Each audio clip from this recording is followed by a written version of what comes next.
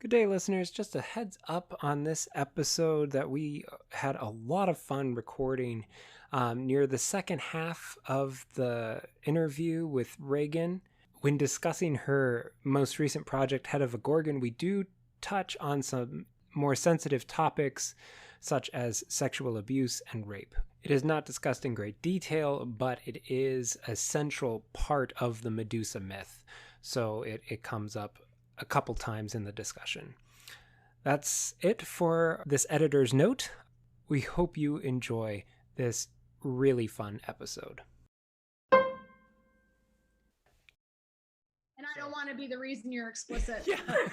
Maybe I could drop a beep in there. I know how to do that. Yeah. So that'd be fun. That'd be fun. Or just like Gorgon. Rhyme or free, it doesn't matter to me. It's my bad poetry.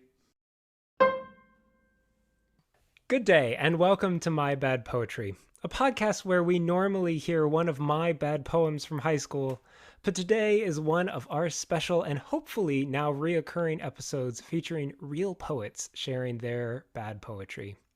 Today we are joined by Raegen Pietrucha, an editor, writer, consultant, educator who has done many things and written a bunch of stuff in her 40-some years of living, including even worse books than the hot garbage poems you are about to hear. Granted, she wrote those in the second grade.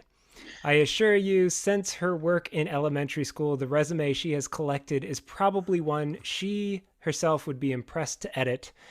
Her upcoming poetry collection, Head of Gorgon, is out this month. Raegan, we are thrilled to have you on the show. Well, thank you. I'm thrilled to be here. And actually, I just remembered I dug out that second grade book. I took screenshots, and now I can't find the screenshots. But I thought of it, and I was like, oh my god, I just found it. That would be hilarious. It's like shorter than a poem. But if you guys really, really want some hot second grade garbage, bring that as well. You call them books.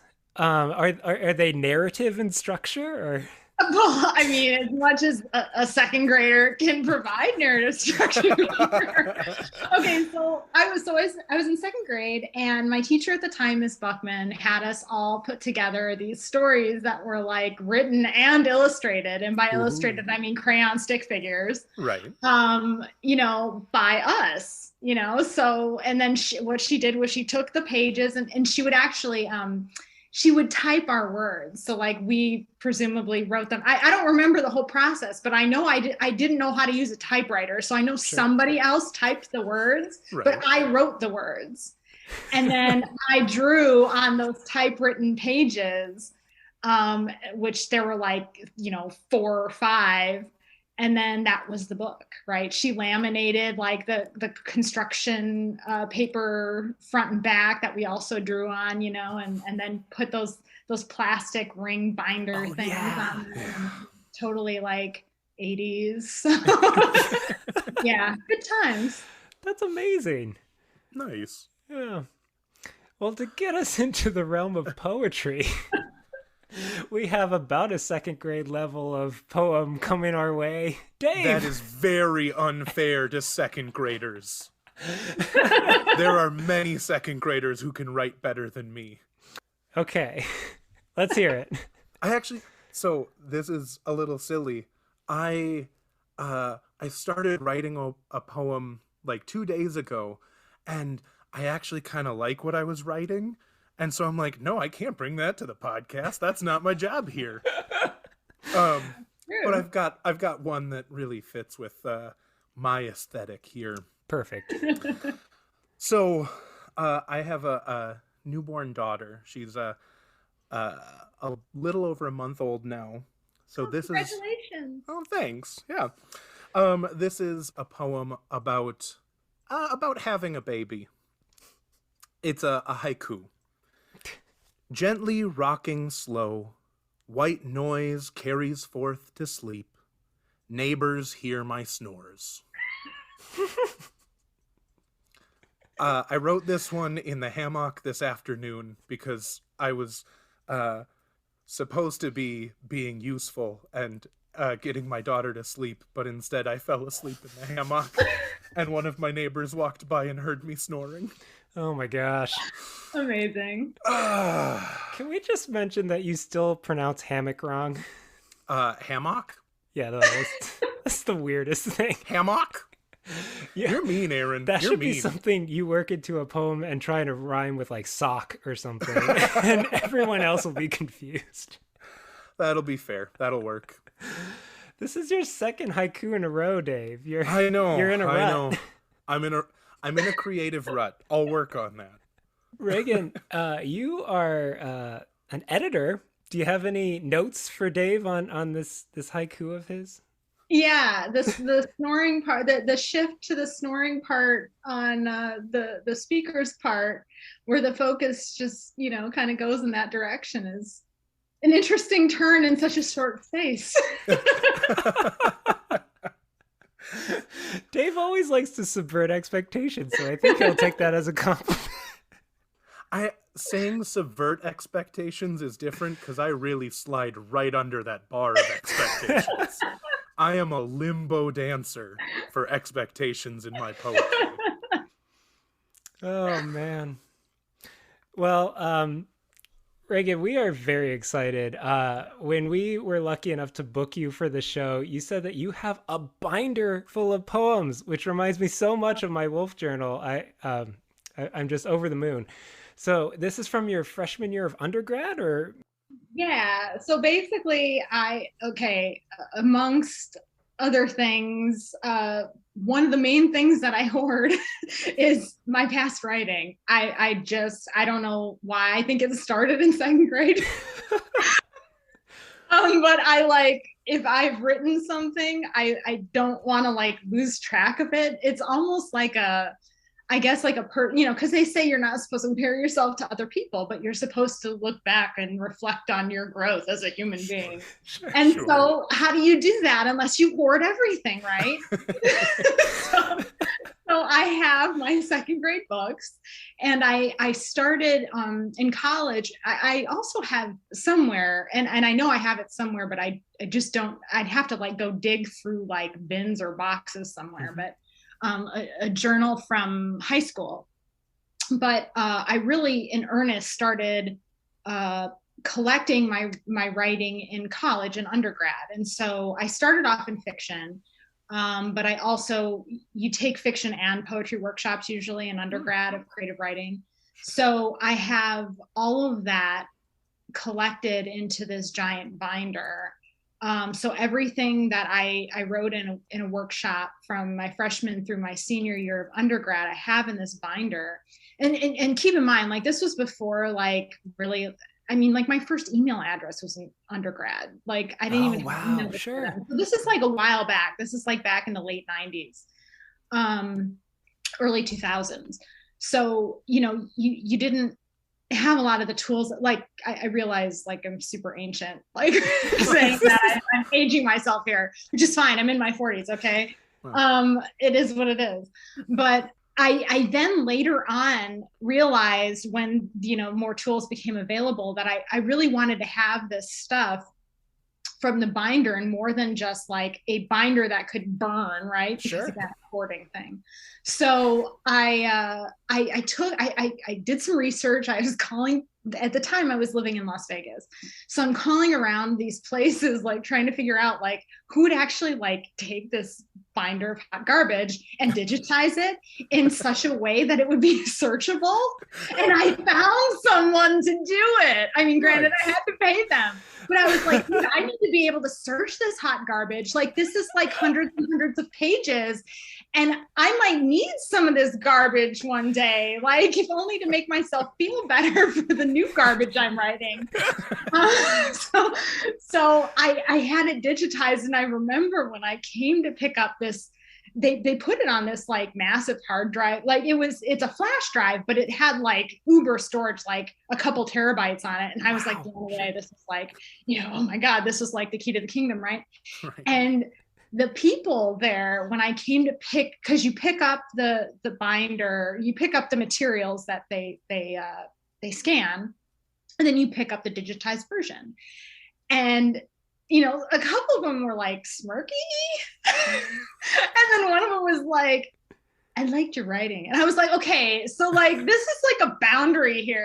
You weren't supposed to like pay attention to what you were scanning just because it's not like medical documents or like legal, you know, advice or something. Like, didn't give you the right or like the permission to like go through and read my hot garbage. But since then I felt exposed, and I figure, you know, hey, if I'm already exposed, I might as well be on this podcast.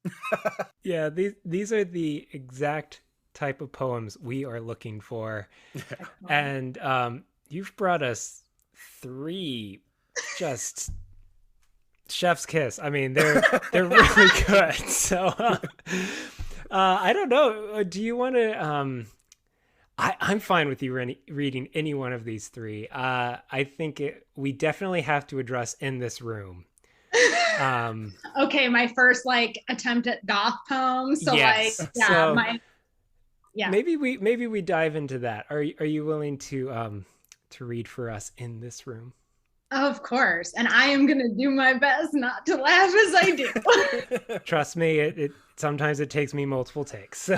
Oh yeah. All right, we're gonna be serious now. Yeah. Okay, this is In This Room.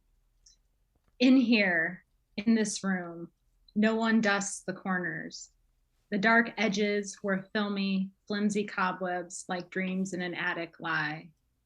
In here, in this room, the smell of mildew hangs like hair, dingy from sweated out thoughts, covering an unnoticed face like tears. In here, in this room, nothing is heard but the slow, steady sound of silence, growing like moss until it covers the ear in a growl. In here, the air is warm, but not like a mother's arms. In here, the space is wooden, ineffectual, dusty and dirty with antiques of past hurts, scars of green, browned with rust. See, look, in here is where I sit. That corner, pay attention, is where my shoulders mold to the wall in a broken V. No, look, this is where you will see the real me. In here, head bent, too small to find a fitting compartment, you can see the real me. Look. Ooh. So God. It's so God. So deep. Aaron and I both loved some pop punk when we were younger, and this is very pop punk. I'm hearing My Chemical Romance in this. Yeah. This is good. Oh, totally. Absolutely. You've got the emo flair here. Yeah. So could you describe for us maybe some context, if you remember at all? What might have inspired this? Yeah. So basically, like during that time, I had like the crappy boyfriend, first love guy. And so like pretty much everything in some way, shape, or form related to that, like relation, SHIT. Sure, yeah. So yeah, I mean, this is just like, you know, I think a lot of that part of my life was about feeling misunderstood, feeling unseen, seen in the wrong way. I mean, again, like very like goth emo type emotions that most people have, I think, in their teens and early 20s. But they don't turn out to be poets, thankfully. Oh. Oh, sorry. Go, Dave. No, you're good, Aaron. Did you have a room? Like, I'm sorry. I'm trying to figure out where I just went to be goth and myself. Is this all? This is my goth room. Nobody else is allowed in here. Okay, I need to brood. Yeah. Is this all metaphorical? Like, is this like the mind, or did you have an old musty room in mind? I'm just very curious for this. No, I mean, the room is just simply a really awful metaphor. Oh man, that makes it so much better. Yeah. Oh, I'm especially struck by this image. I'm not exactly sure what it means, so I don't know if that's good or bad. But like, I probably don't either. Okay. Like moss until it covers the ear in a growl. So the silence is growing overwhelmingly, it kind of reminds me of the oxymoron that we have in English, a deafening silence, like a mossy growl. I don't know. It's interesting. It's definitely unique. Yeah, I mean, and I, again, kind of going with that sort of like gothy emo like theme where, it's got to be edgy, but also like, I guess poetic. I guess. So you got the nature imagery, but you got the growl. Yeah, nature growls. Nature hits. Yeah, right. Nature rages. My next collection. There you go. Oh man. I liked the whole stanza before it, actually. The smell of mildew hangs like hair, dingy from sweated out thoughts, covering an unnoticed face like tears. Again, I fully recognize that I am a product of pop punk and like that emo-ness, and as much as I move away from it, and now I'm a mature man, but man, that sounds cool. Like oh gosh. So you had a crappy boyfriend. More than one, but this was, during a particular time. Sure. You have this kind of this inserted pay attention. It's like, are you feeling that you weren't being heard at that point, or? Yeah, I mean, I think that just women generally struggle to feel heard at any age and pretty much every environment. But yeah, I mean, I think especially when you're in a relationship with somebody who you feel doesn't understand you or like really see you for what you are, which is, I mean, admittedly, I mean, when you're young, it's tricky, right? Because you barely even know who you are, but I'm not like trying to like bash my ex-boyfriend or something like that. Sure. No, just, bash it away. is what Come it is. on. Like, but I guess what I'm saying is, maybe even back then my expectations were a little high. Expecting somebody who I mean, who knows, maybe to this day he doesn't understand himself, let alone other people, or maybe he does, and I don't know, because that person's not in my life anymore, but I do think that there's part of it that is very much just like a reflection of the self. Like I find in a lot of my writing, even back then, it's like, this sort of seeking to be understood and heard, not just as a woman, but as like just a human being. Yeah. And the more that I understand myself, it's interesting because the more that I feel the need to call for that understanding in my writing. And that I think is really, really escalated and heightened in my Head of a Gorgon work. Yeah, I see that coming up in the end here. You get, this is where you will see the real me. Exactly what you said, that call for someone to just understand you, or to look beyond kind of the surface level, like assumptions. Oh yeah, and that's also really hard for dudes in their 20s. Totally. Yeah. Oh man. Well, I don't know if there's one other image while I'm looking back at it. Again, I don't know if this was intentional at all, but you had like musty and moss, and then you had this image, my shoulders mold into the wall in a broken V. And I could just see someone crouched in the corner, but also the word mold kind of almost had that double meaning where it's like the musty mold, and yet you're like melted. That one I like, just straight out. I like that image. And I think too, like that really, when you hear the sound, for me, that's, I can tell you now looking back that was what guided that placement. Right. I'm a huge fan of assonance, of the vowel repetition. So yeah, my earliest work in assonance can be seen in this room. Behold, my shoulders mold to the wall. I am curious, before we dive into another one, were these poems, you said they were written while you were in your undergrad. Were these poems ones that were edited, turned in, maybe had... Yeah. So, I mean, and you have to keep in mind, like back then, this was like the bomb. Like this was like what I written was gold. Oh, okay. It was in vogue. Okay. Oh yeah. Brilliant. Okay. Brilliant. And so basically, and I gave you, so again, the binder, what tends to happen in writing workshops is you'll submit poems on like say a weekly basis. Okay.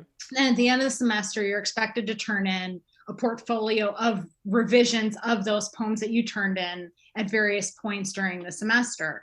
And so these poems, the ones that I sent to you, wore the original form before any feedback, before any revision.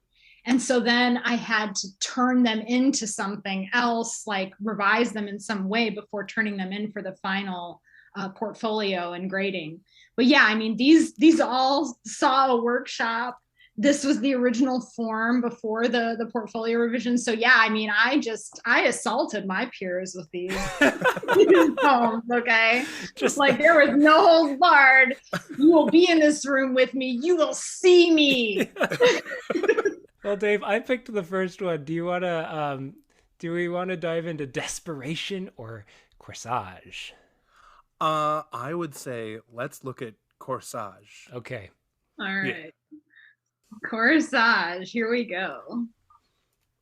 Nobody knows the smell of the old rose, nobody but me. It is a faint trace of perfume, a yellowed ribbon where my arm once lay, a tinge of sweat from my once nervous wrist of a body you danced with. Nobody knows the feel of the old rose, nobody but me. It is a dry, ribbed petal like the wrong side of the velvet it once was when you brushed it across my cheek. It crackles, crumbling now, where once it had made just a whisper. Nobody knows the taste of the old rose, nobody but me. I imagine bittersweet, but it is dusty and tasteless, where once it may have tasted like your kiss. But how could I know? For this is just an old rose that other flowers could never know. Can I just say, all I could hear in that, like the reason I wanted to dig into this is nobody knows the trouble I've seen.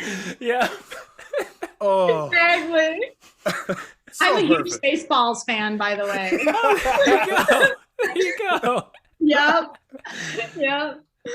Oh. Also, when did Kiss by a Rose come out? Oh, that would have been 89. Oh, yeah, no, that was before. That was early 90s. So this was late 90s. So that we're right in that range of we got we got Spaceballs, Kiss by a Rose. Yeah. Mm-hmm. It's all coming together to produce this hot garbage. This one is good. Ooh. Now I'm gonna guess. Was this after a breakup? So okay, another thing about this dude, the boy at the time, so we had gone to a dance in high school together. So like I don't want to give like all the Morgan. Oh, edit that out unless you're cool with it, in which case leave it in. But basically, so this was a guy in high school that I was friends with, and I really was just friends with, but then of course he like, you know, got a crush, and then he like flipped out about it, and then I was like we haven't talked about that before. I was like another dude at the time. I mean, it was very high school, right? Like this is like, again, I mean, this is super relatable, I'm sure, for like many people. Yeah. So he was interested in me that way. I wasn't interested in him that way at the time. I had a boyfriend, but we had gone to a dance in school together as friends on my end. And I made that very clear when I said yes, right? But anyway, so he gave me this corsage, right? And my mom is one of those people. So she puts my corsages in the freezer and saves them for me. Like it's a mom thing. It just, I don't know. I'm not a mom, so I don't know. But anyway, then when later on in high school, or I mean in college, freshman year, our paths crossed again. I was no longer with that person, and things ended up going in that direction instead. So this is sort of like, but then it went bad. So it was like, so we got together, but then it went sour fairly quickly. So then it was like, so then you're reflecting on this Corsage from when we were friends, but you were interested in more, but then I couldn't, like, I wasn't going to be with you because I was with somebody else, but then later we got together, but then it went south, and now I'm looking at this Corsage from like when we were friends, but like you wanted more, and everything's crappy now. So yeah. The story's even hotter garbage than the poem. I was gonna say, that's a lot of context. I think that story really brings a lot to this. It also makes me feel bad for girls that I went to dances with in high school as friends from their side, and my expectation of, but no, we'll do a slow dance in the middle of the dance floor as the music swells, and it'll be... Yeah. You'll be convinced by the end of the night the friend route is not the way to go. Yeah. It's almost like all high school boys are kind of just idiots. Yeah. Yeah. Yeah. I mean, not kind of like fair. That, but kind of like that. That's fair. That's a good assessment. This is so fascinating because it truly is like the opposite side perspective of something that I would bring to this show, right? Where I would be lamenting the dance that never amounted to anything, and yet this is a very more, I guess, nuanced. Like you said, there's like the bittersweet struggle that you're having with a friendship lost and yet a really sour breakup, and yeah, it's not a good poem, but you can see all the stuff there. It is definitely not, but yeah, I mean, the story, when you heard the story, it at least makes a little bit more sense. Yeah, it's at least grounded in reality rather than in John Hughes films. Yes, although don't knock John Hughes, man. He's my homie. I love that guy. I'm from Chicago, okay? I just watched 16 Candles last night. Don't cross me. Man. Yeah. So it's interesting that you take smell, feel, and then you go to taste. It's like, I don't know, it took me out of the poem immediately because I just saw you like crunching on this old dried out corsage. Just like, yeah, no, totally.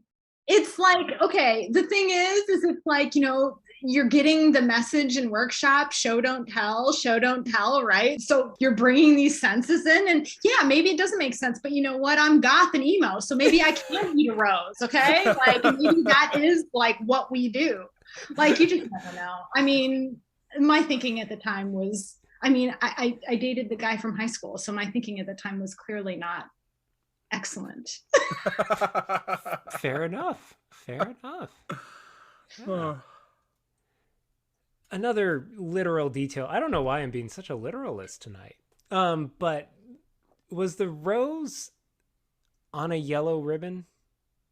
Do you remember? No, actually, so the ribbon was yellowed. Like, okay, see, I don't know. Maybe you don't know this, like, because you haven't worn corsages, but like the elastic is really like cheap and gross. And so basically, and like you're like a sweaty teenager, and so you get it's sweaty, and then it's elastic already, and then your mom throws it in the freezer, and so then like that combination just leads to like grossness, yellowy thing. Sure. No. You know? Okay, I totally understand that. Yeah, the yellowed pit stains of undershirts. Just, yeah, that's the image you brought to mind. Sorry. Stanza is where I put the corsage under my armpit and contemplate that meaning. Oh, man. That would go right before the stanza about tasting it, by the way. Now I'm getting those weird notes. Yeah. So let's talk about your current project. Sure. This is titled Head of a Gorgon. And I think some of the themes we've been talking about kind of play into the themes that you're experimenting with this work. If I've understood some of the stuff I've read about it, just that struggle of a female perspective in a male-dominated world. Yeah, for sure. And much more amplified because it's really looking at the sexual violence component of the myth, which, you know, the myth of Medusa, that's pretty central. Yeah. So yeah, I mean, it's a feminist re-envisioning. So yeah, I mean, it's all of those things, but also this kind of more important component than, like, say, high school dances and stupid boyfriends.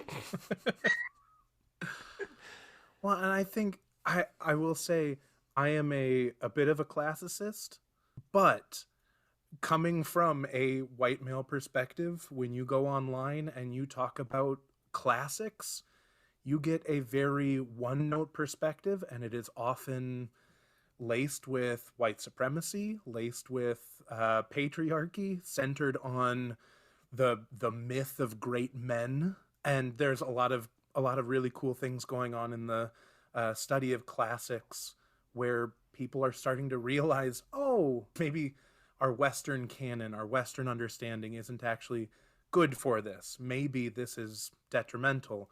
So having these re-envisionings and showing just the problematic nature of these stories and how it's been ignored for literally centuries, millennia, and just putting not a spin on the story, but putting an accurate reading on what it means to be a human being, whether it's thousands of years ago in a myth or still today. A lot of these themes are still prevalent. Oh yeah, very much so. And you know, I do want to say, I mean, I definitely took liberties with my reimagining. But that being said, you know, that there are, you know, there's definitely a concerted effort to have these poems be mostly in her voice, from her perspective, first person perspective. Usually when you read, you know, that's what I find interesting about a lot of Greek mythology is, you know, when you're hearing a story, even about a female character, it's still centered around dudes. Yeah. So like if I say Medusa, people either say Perseus or Poseidon. And it's like, no, like, let's talk about Medusa. I mean, yes, those characters are part of that story and an important part of that story, given the sexual violence component of her story. But you know, we don't hear a lot about her outside of she's a monster and she turns people to stone. Okay, but why did that happen? And how did that myth and what it intended to teach people about life, womanhood, a woman's sexual desire, potentially a man's sexual desire, definitely. You know, and because I think when we talk about myths, no matter how old or current they are, that's their purpose, right? They're there to instruct. They're there to indoctrinate. And so when we look at those stories, we have to take that into consideration. Like, okay, this story was crafted specifically to tell women they would be punished in multiple ways for any form of sexual desire. And even if they had no sexual desire, but a man had sexual desire for her, like, that's a huge message to be giving people. I mean, I don't know what age people were being taught about Medusa in Greek times, but I mean, if you were telling that story to kids, like, that's a pretty severe, major life lesson that you probably weren't ready for. But that is very it's very direct and it's very severe. I mean, kind of like the original Grimm's fairy tales kind of stuff, you know, like the real dark versions. Yeah. Where, you know, kids die and stuff. You know, and from that perspective, you know, that is reality. You know, kids do die. Women do get raped. Men do rape. Like, I mean, not just men, but men primarily. Yeah. I think it's like 90+%. Yeah. Right. So, you know, there are realities, but what these stories, how they were in some cases originally fashioned, it's more to kind of, to your point about patriarchy, enforce patriarchy, enforce power and control over women, and to instill fear in one side of the equation, right? So that really gets into just how we understand the progression, and I say with big air quotes, the progression of time. We like to think that we've progressed so far, but these myths still speak to us because we still inhabit that same space. We still understand them from that same perspective, which is an issue. And I want to pick up on that because you said you took liberties with the story, which I know there will be plenty of people who will complain because it's, the current world we live in. Someone will find complaints somewhere. But that's how those stories were used then. Like my favorite story from the classical Greek period is the Oresteia, which I was in that play. Oh yeah, it's beautiful. Yeah. But there's 6 different versions of it that still survive to this day that are entirely different. It's about the same people, but it's an entirely different story. And I think that taking those liberties is how we reimagine and actually grow in our understanding of what these stories can teach us. Basically you have a choice of, do I want the story to say the same thing that it's always been saying and to reinforce that fear and control, or do I want to go in a different direction? And I mean, obviously as a feminist, I, wanted to go in a different direction. Right. Yeah. I mean, I'm also a cis-het white female. So this is just one feminist perspective. So, it's important to, look at things from an intersectional perspective as well. Absolutely. And while race doesn't figure prominently in my work, I think that there are other people, other writers out there who, there's plenty of poems about Medusa actually by, people of color as well. Yeah. I don't know about whole collections per se. I only know of specific individual poems, but I wouldn't be the least bit surprised if there are other re-envisionings and reimaginings, from a not white chick perspective. Right. Yeah. Well, it has been an honor talking with you, and thank you. And thank you for your truly awful poems. Yes, anytime. Yeah, you are welcome back. If you have binders, we will hear them. So, awesome. But here at My Bad Poetry, we do try and end each week with the words of a true poet. And we've been talking about your current work. So would you be willing to share one of your actual poems with us to close this out?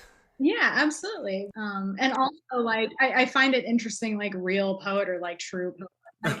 Basically, I just call myself that, I guess. Like, what is real? What is true? What is good? What is bad? All that stuff. Like, well, that's what you define as a poet. Right. Right. Like, no, because the thing is like, I'm going to read you one of these poems from this book, right? And, some people are going to hear it and they're going to be like, I also think this is hot garbage. And that's completely legitimate. That is like a completely legitimate response. If that, I see my own personal growth as a writer, and this is going in the direction that I want to go in.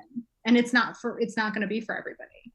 But that being said, I would like to think an improvement over mossy ears and yellow armpit corsage. So if you thought In This Room was goth and emo, like, wait until this poem. Nice. Because this is really sort of it's called Note from the Nadir, and nadir is basically a low point. That's for those that aren't unfamiliar with the term. And so in my re-envisioning, there are actually multiple predators of Medusa, not just Poseidon, but an unnamed snake. So when you come into this poem, that's a little bit of decent background to have, when you hear her perspective at this low point. So this is note from the nadir. No savior awaits. These men are predators, and every girl doomed to be consumed by their smoke and mirrors. I'm testing the edges of shards with my hand, guessing the distance between cold silver, steaming red. My life's been a feast of smoke and mirrors. Best to slice through that meat with my own hand, put some distance between real and pretend, now that I know the hero I sought will never reach me, doesn't exist. Can I cut through illusion with my own two hands as swiftly and easily as my head sopped up what was fed? I'm certain the dream I chased never existed. There is no great epiphany. Yet my head still ingested what was fed. What can you do when part of the problem is you? You'd think there'd be some epiphany, that the equation could be worked out in one's head, but there's nothing you can do when the problem is you. Can you solve the problem of your head? Can you solve that problem with your head? Try to solve any problem in your head when the root of the problem is you. No savior awaits. These men are all the same. That problem lives in and beyond my brain. So thank goodness for sharp shards, steadfast hands. Wow. That is powerful.